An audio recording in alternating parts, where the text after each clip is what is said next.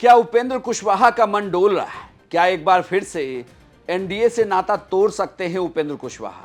क्या उपेंद्र कुशवाहा आरजेडी के साथ जा सकते हैं? क्या महागठबंधन के साथ फिर से अपनी राजनीतिक पारी की शुरुआत कर सकते हैं? नमस्कार, प्रणाम, बिहार तक देख रहे हैं आप। मैं हूं आपके साथ इंद्रमोहन। उपेंद्र कुशवाहा वोट बैंक को साधने के लिए एनडीए उन्हें अपने साथ लेकर आई। काराकाट की एक सीट भी उन्हें दी गई जिस पर वो उम्मीदवार हुए, लेकिन उस सीट पर वो तीसरे नंबर पर रहे। दूसरे नंबर पर पावर स्टार पवन सिंह रहे और उस सीट को राजा राम सिंह ने जीत लिया। अब उपेंद्र कुशवाहा हालांकि प्रधानमंत्री मोदी के शपथ ग्रहण में भी थे। प्रधानमंत्री मोदी ने उनकी पीठ भी थपथपाई। यहां तक तो सब कुछ ठीक लग रहा था, लेकिन इसके बाद उपेंद्र कुशवाहा से पूछा गया वो सवाल, अगर आपको याद हो कि क्या हुआ इस चुनाव में, और जिस अंदाज में उन्होंने जवाब दिया उस अंदाज से सवाल तो बनता है। वो जवाब भी आपको सुनाएंगे, लेकिन फिलहाल चर्चा इस बात की है कि क्या उपेंद्र कुशवाहा का मन डोल रहा है? क्या उपेंद्र कुशवाहा लालू यादव के साथ फिर से हो सकते हैं? ऐसा इसलिए क्योंकि लालू यादव के जन्मदिन पर उपेंद्र कुशवाहा ने एक पोस्ट लिखा।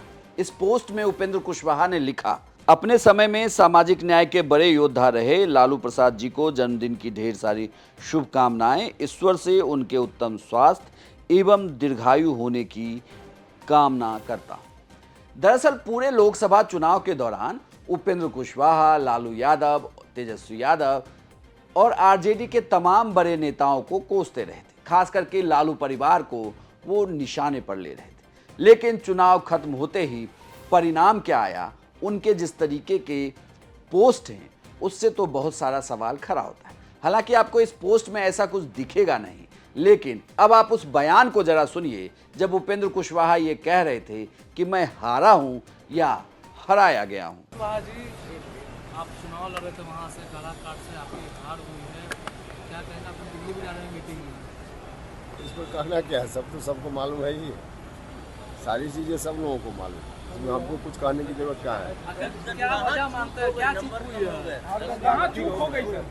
अंदर करके आ जाओ। अरे चूक हुई कि चूक या क्या हुआ, ये सब लोगों को मालूम है, इसमें हमको कहने की कोई जरूरत नहीं है। तो लगता है कि पवन सिंह ने जिस तरीके से चुनाव लड़ा, तो फैक्टर एक जो है वो बना गया, किसी के तरफ से चुनाव लड़वाया। फैक्टर बना या फैक्टर बनाया गया, ये सब लोगों को मालूम है यार, जो हमको कुछ नहीं कहना, सब लोगों को मालूम है। सारी बातें आप जाकर रखेंगे ऊपर, सब मालूम है तो फिर रखने की जरूरत कहाँ है? सारी चीज़ों की जानकारी, आजकल सोशल मीडिया का युग है, हाई टेक्नोलॉजी है, इसमें कुछ बताने की जरूरत पड़ती है। सारी चीज़ें सब लोगों को मालूम है, कुछ बताने की जरूरत नहीं। क्या उपेंद्र कुशवाहा भी निर्वाचित को स्वीकार बन गए? क्या बन गए नहीं बन गए, हम तो बोल रहे हैं कि सब लोगों को मालूम है। अब हमको बोलना पड़े इसकी कोई ज़रूरत है क्या? कोई ज़रूरत नहीं, सब चीज़ सब लोगों की जानकारी है।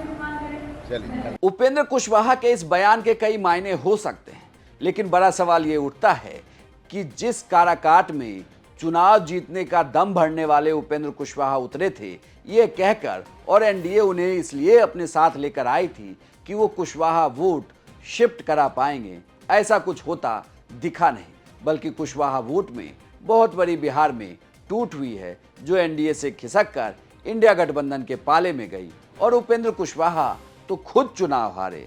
ऐसे में सवाल उठता है, क्या जिस तरीके से इसके पहले वो अपनी राजनीतिक पारियां अलग अलग दलों के साथ खेलते रहे चुनाव के बाद, क्या इस बार भी परिणाम आने के बाद वो पाला बदलने वाले हैं?